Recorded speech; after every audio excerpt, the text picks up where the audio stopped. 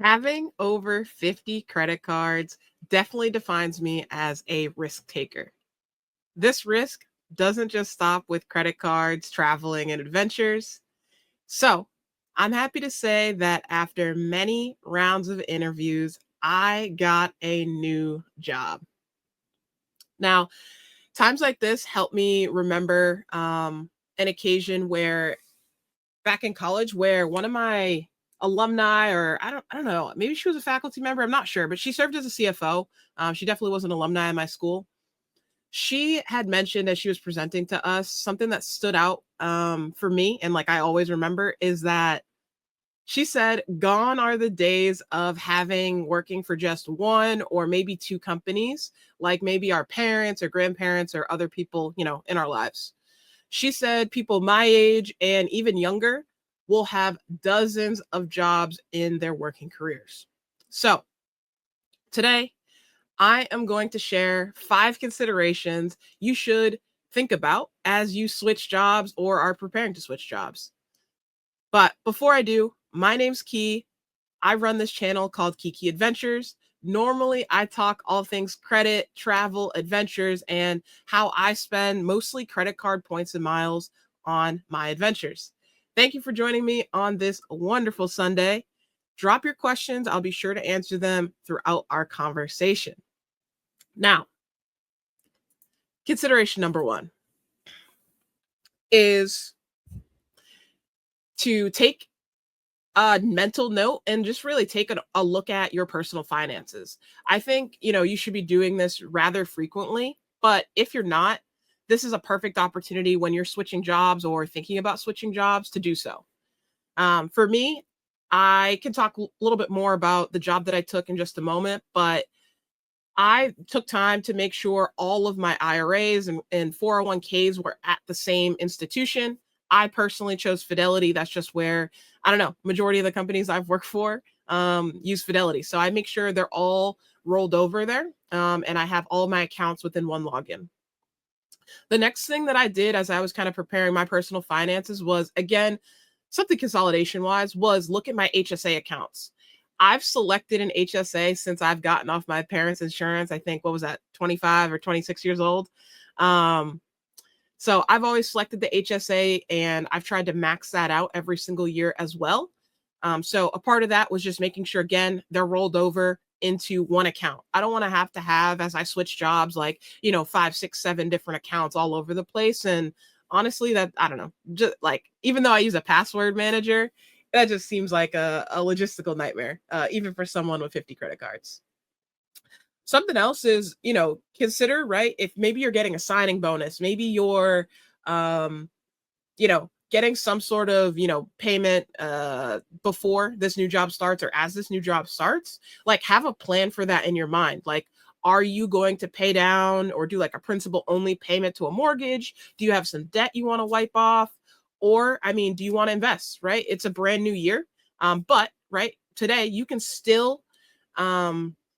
you can still fund your Roth IRA or traditional IRA for 2024 if you haven't already. And that's up to $7,000. And likewise, if you've already done 2024, shoot, it's February. Why not try to put some money towards that now? As well as it's tax season too. So perhaps you're getting a refund. So that's consideration number one, is to consider your finances.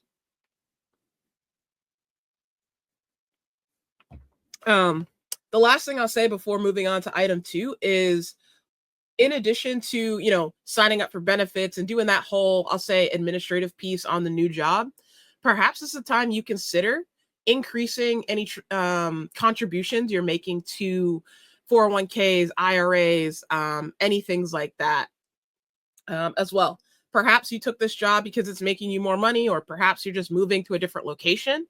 Does that state have income tax? Are you kind of maybe keeping the same salary, but now that you don't have a state income tax, that's technically a pay raise, right? Maybe you use that difference to fund, additionally to an IRA, to an HSA, to a 401k. And I say 401k, but 457, 403b, all the numbers, all the things, what I'm talking about. Okay. I think I beat the dead horse there. But I think you know what I'm saying. Item two, is maybe before starting the job, you should start educating yourself, right? So I personally moved entirely a different career, right?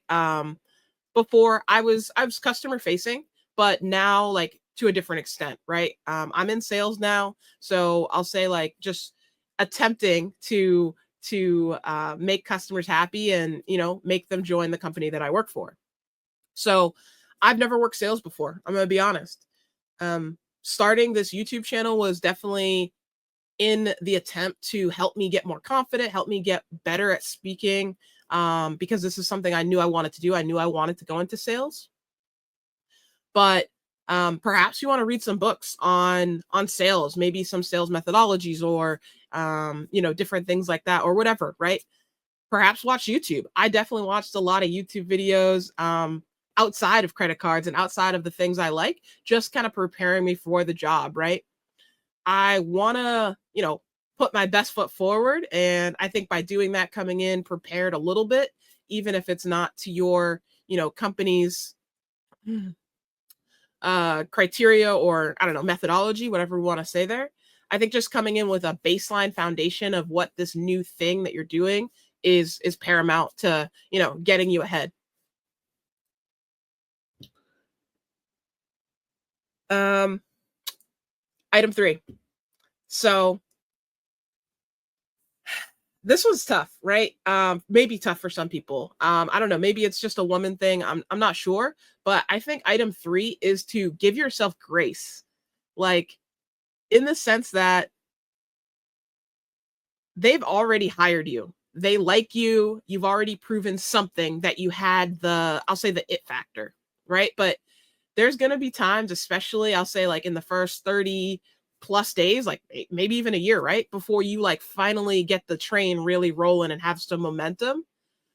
Give yourself grace to like really take in information and not succumb to, I think it's called imposter syndrome, where like, you're doubting yourself and you're going through all of these different emotions. Have grace, take some time. They already like you and just do, what you've been doing. Take it in, be a sponge and roll with it.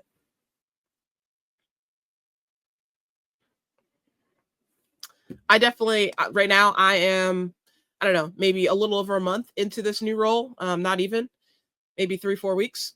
And it's challenging, right? I've definitely had moments of self-doubt, but again, just I'm just personally trying to double down on, listen, I've done the work, I've read some books, I have a great foundation to kind of what's going on. And now it's just taking in, the lay of the land, the way they do it. So have grace. That's something I'm reminding myself of today because I started this new job. But I mean, this is applicable, I think, for a lot of things, right? Just having grace. So that's that. Item 4. I always like to come into a new job, whether it's like a promotion, like I kind of experienced at my job, or if it's you're moving different companies entirely, have a 30, 60, 90-day plan. Now, sometimes during the interview process, this is required of you to have and kind of display. Other times it's not. I just find like so I was a manager for many years before taking this new role. I love when people come to me with, "Hey, this is what I'm thinking. What are your thoughts?" Right? So it's not just always relying on your leadership team or relying on your managers to have an onboarding plan or have a playbook for you to follow. I think it definitely shows initiative, even if you, like I said, you don't know what's going on. You don't know what you don't know. So have that 30, 60, 90-day plan. For me, I always like I have a template right now because I've changed jobs so many times at this point. But right now I have a template. It basically just says like objective in column 1 and all the way down. I just kind of list out maybe 10 things at most. And then to the right of that, across the top, I just have various dates, and you can run a simple calculation that'll pull dates from the next today through 90, 120 days, whatever you want to do there. From there, I kind of just make it look like a Gantt chart to showcase, hey, by this date, I want to achieve this. So some of the things today on my 30, 60, 90 are meeting new people, and that's kind of leading into item 5. So for me, I think it's paramount to, especially in a remote working world, if you're remote like I am, to make an effort to understand who your coworkers are, right? Um, Alongside that, when you're meeting new people, even if it's over Zoom or Teams or WebEx or whatever, right? Um, have your introduction ready. Like, come to that prepared. Like, this is what I'm going to say. Hey, I'm Key. I used to work in such and such department. Here's why I took this job, or like something, right? Ready to go. So it's not like you're fumbling over your words. Um, Remember their name is probably also a very important part of meeting new people. Make sure you're saying their name throughout the conversation. I know it's on Zoom, it's on wherever, but hey, like, it was really nice to meet you, Joe, or it was really nice to meet you, Lisa, Anthony, whatever. Um, Make sure you have that information and have it ready. I always like to, especially if I'm meeting someone for the first time, I always like to go on LinkedIn and just scan it. Like, maybe there's something that stands out. Maybe we worked at the same company before or at a different time. We can bring up, like, hey, do you know John Smith from when you worked at ABC company? Maybe. Maybe you went to the same school. Maybe I don't know, maybe you lived in the same region. Um, I always just try and find something to connect with people, so that way it's like a mini icebreaker, right? I hate when people are like, "Hey, how was your weekend?" Like, we don't like I don't even know you. Like, I'm not going to tell you how I'm not telling you anything crazy about my weekend if we don't have that relationship. So, that's not a question that I typically ask people ever. So 30, 60, 90-day plan, meet new people, schedule those on their calendar. Hopefully you have access to people's calendar. Just throw some time on there. I've never had someone say, like, I don't want to meet with this new person like that.